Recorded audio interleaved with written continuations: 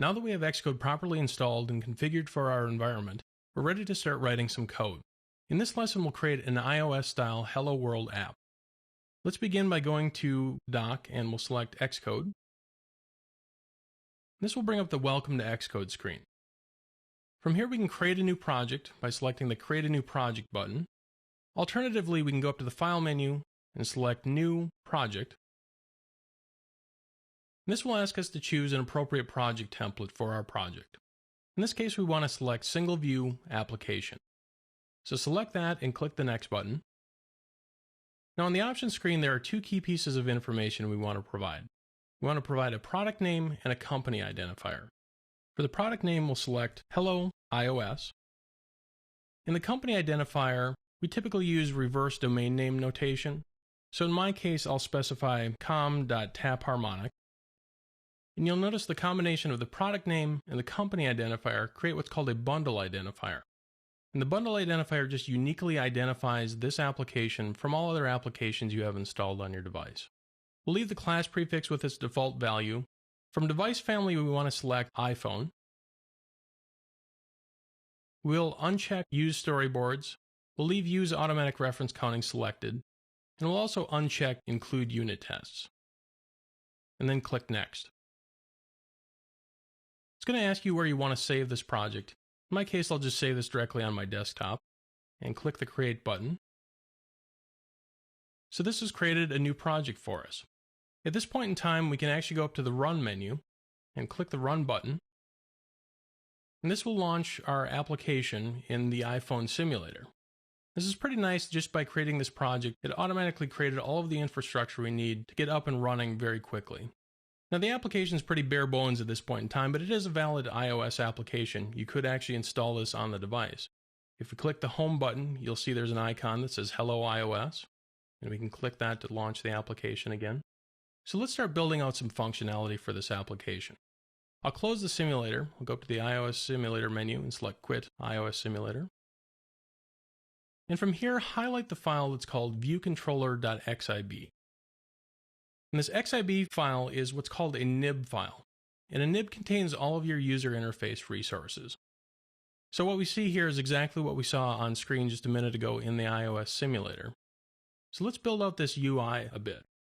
Down in the bottom right-hand corner, we'll open up the object library. It's the section that has a little cube icon above it.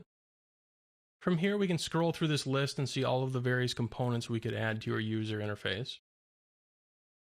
We can also search to narrow down the selection. In this case, we want to select a rounded rect button. So I'll type in round rect. And this is just a standard button component in the iOS library. So I'll drag and drop this onto my canvas. And I'll double click the button to give this a title.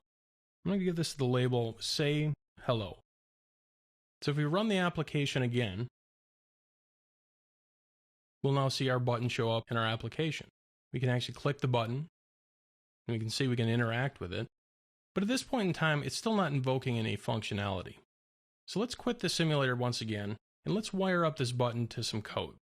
To do this, we're going to open up what's called the Assistant Editor.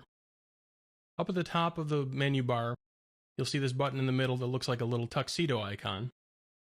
And I'll highlight that. And what this will do is open up the source code that's associated with this user interface.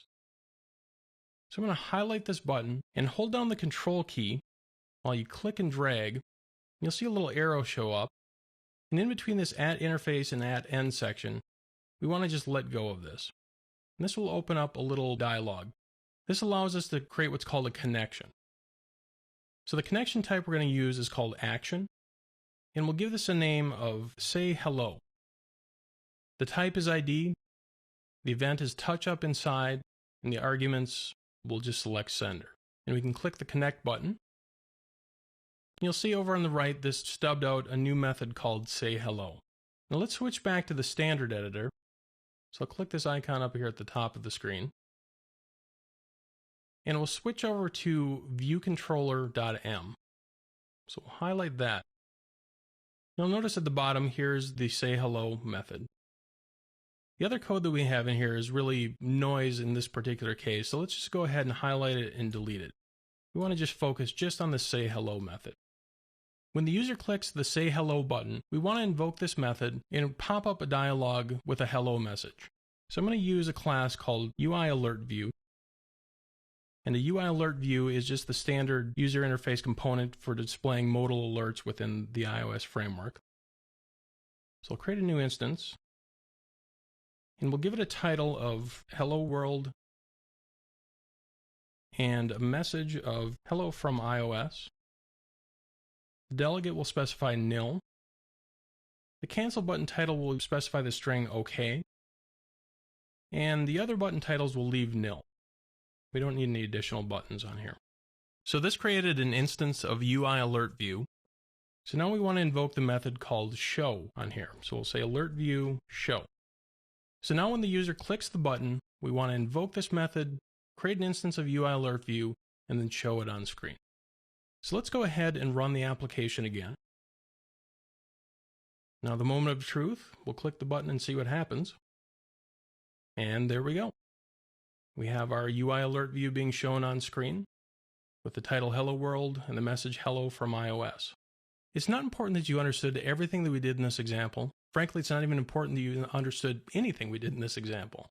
All I really wanted to illustrate in this example is to show you the basic workflow you go through when you're building iOS applications. So congratulations, you've written your first iOS application, and we're ready to continue.